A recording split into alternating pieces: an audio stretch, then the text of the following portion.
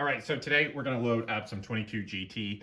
And the reason why I'm making this video is there's not a whole lot of load data out for 22 GT. It's pretty much a Wildcat cartridge, so there's one source that you can look at, but it looks like the load data is kind of a little weird.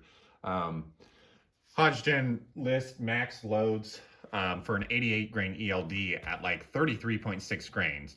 And that's like 2,900 feet per second. Now, if you look all over online, people are running, really high loads like 37, 38. I mean, people are running real high loads with H4350. So you can't just go off what people say on the internet. So we're going to kind of do a little test here today and see where we can push. This is still new brass, so we're not real worried about groups or anything like that. I just want to see kind of where velocity is going to be or where we can run this with a 90 grain Berger. So again, we're running the 90 grain Berger at 2.610 cartridge overall length. So pretty long overall length for GT, CCI 450 primers. And then we shot in the last video, I think 32.2 grains. Go back and look, 32.5 grains. And we were about 2840. So what I did was I measured the capacity of a fired piece of water, put that into GRT with using the 22 Creedmoor as a base, fixed cartridge overall length, fixed case capacity of water because they don't have 22 GT listed on there. Now, their numbers lined up with my numbers for 32.5 grains, so I think we're going to be reasonably close to use GRT. And it looks like, according to them, we can go up to about 35.5 grains of H4350, and we can still be under our 62,000 PSI max. Should be around 3,100 feet a second. So that's what we're going to do. We're going to do half grain increments, 3 shot groups, and we're going to load these up, and we're going to see what case fill looks like. And obviously we're going to go get on the range and see what velocity looks like. But basically, sometimes when you do these weird Wildcat or cartridges that don't have a lot of info, you kind of have to figure it out yourself a little bit. It's the fun part about reloading, but you don't really know. With these charges, we may end up too hot. We may have to pull them. Who knows, we may end up too low still. It looks like we should easily be able to run like 3050, maybe even 3,100 feet per second with my 25.5 inch barrel and this cartridge without pushing this too hard. But obviously we'll see. I'm new to 22 GT. My 22 GT has like, what, 19 rounds through it, or 20 rounds through it. So let's get over and we'll start reloading this. All right, so now we're ready to prime. Again, we're just gonna use our Lee hand primer. Been using this for years. Works really good, it's cheap. Haven't had any issues. So let's see, we're gonna load up 15 rounds. So we need 15 primers. So there's 5 and 10. Again, CCI 450 primers.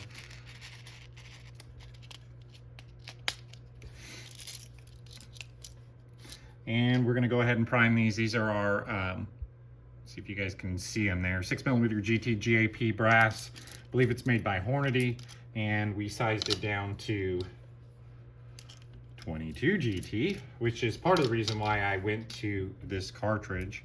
I had a bunch of 6 GT brass.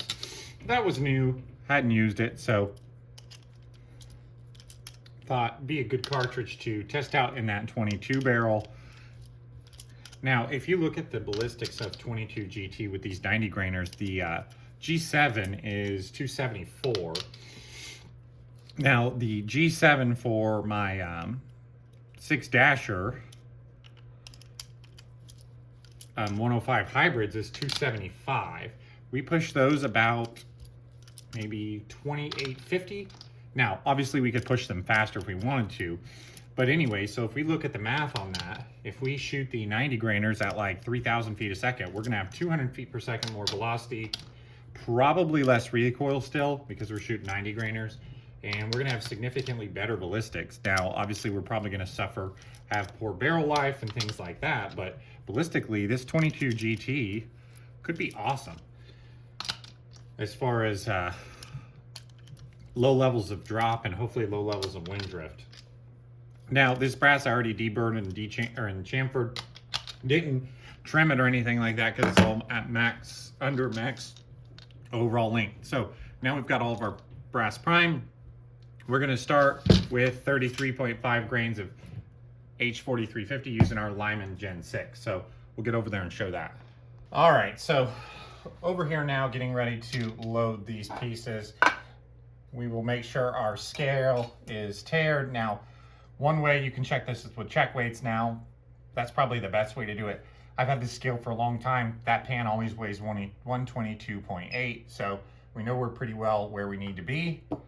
We're gonna go ahead and I'm gonna hand load these. We're just gonna do 3 rounds at each charge, so it's not worth setting this up to automatically throw these charge weights.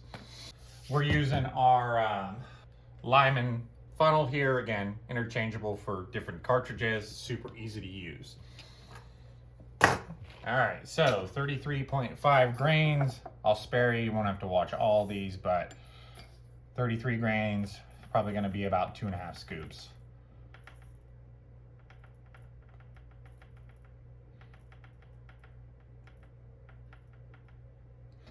All right, 33.5. If we want to be real sure, we can pull that off there and put it back on. And again, we get 33.5. We'll dump that charge. Okay, now I'm actually going to turn this camera off till we get to our top charge so you guys can see. All right, we're ready to seat our first bullets here. Again, we're shooting the 90 grain Bergers. We were loading these at 2.610 before. Then I think I loaded the Sierra Match King, so this die is set up a little shorter. So I think, if I remember right, I need to go off maybe back about 150. So 100. Okay, so we should be, if my calculation's right, we should be about 50 thou off our cartridge overall length. This is that Frankfurt Arsenal Universal seating die. Been using it since that video. It's been shooting great. And then we'll check our cartridge overall length here. All right, so my memory serves me correctly. So we need to go down about, let's call it 48 thou. So that's gonna be 40, and let's go 8 thou. So let's seat that one again. Let's see how close we got. All right, so I need 3 more thou or 2 more thou potentially. Now measuring these from the tips, this isn't that consistent anyway, but we're gonna try to get them right at the correct length here. All right, that one's even a little longer, so I'm gonna go down 4 thou, so, and then we'll see that last one. So these are going to be right at 2.610. Pretty much an unknown distance to the lands. Okay, we really screwed up there, didn't we? 2.603. What in the world happened there?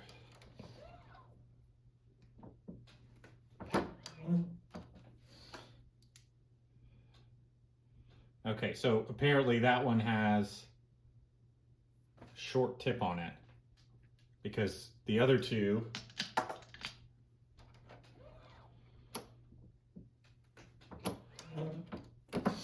are, well, the other two are about where they need to be. So let me pull out a bullet comparator here. Let's see what's going on here. Okay, so we just pulled out a bullet comparator here because we were getting some weird numbers there. And let's just make sure that it's a problem with the tips and not something going on with our seating. Okay, so let's zero this out. This was the one that was reading kind of funky. 1984.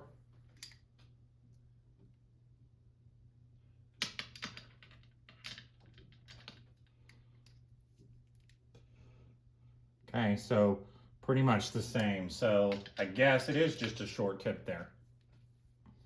1983, so we got a thousandths difference potentially. So I guess we just have a funny tip on that one. So 1983 is what we're going to use for cartridge base to ogive. 1.983. So this is the more repeatable number anyway. That's why a lot of times you don't measure to the tip, because on these little hollow points, sometimes you'll get kind of a jagged tip or something that can screw up your cartridge overall length by a thousandth or two. So our die looks good there. We wrote down our cartridge base to ogive. Again, that's about 2.610 cartridge overall length. But when we come back and reference this, we'll reference that 1.983.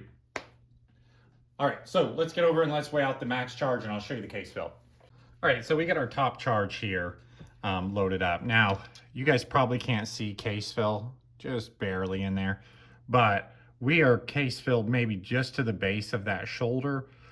When the bullet is seated at our appropriate cartridge overall length, you can still hear, you guys might not be able to hear it, but there's plenty of case capacity left. I'm guessing we could probably go near 37 grains without compressing these loads with H4350. So if we do need to push up, we can definitely push up with this if pressure and velocity and everything allows. There's plenty of case capacity here at 35.5 grains. Now, that's been my kind of experience with the 6GT too. I think I settled on 34 grains of Varget and a 6GT with the 105s, and there was plenty of case capacity there too.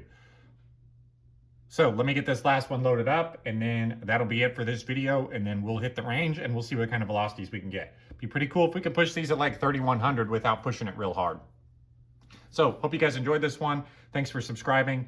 The Frankfurt Arsenal die's been working great. 6GT's easy to load for, it looks like, and we'll see if these 90 grainers shoot.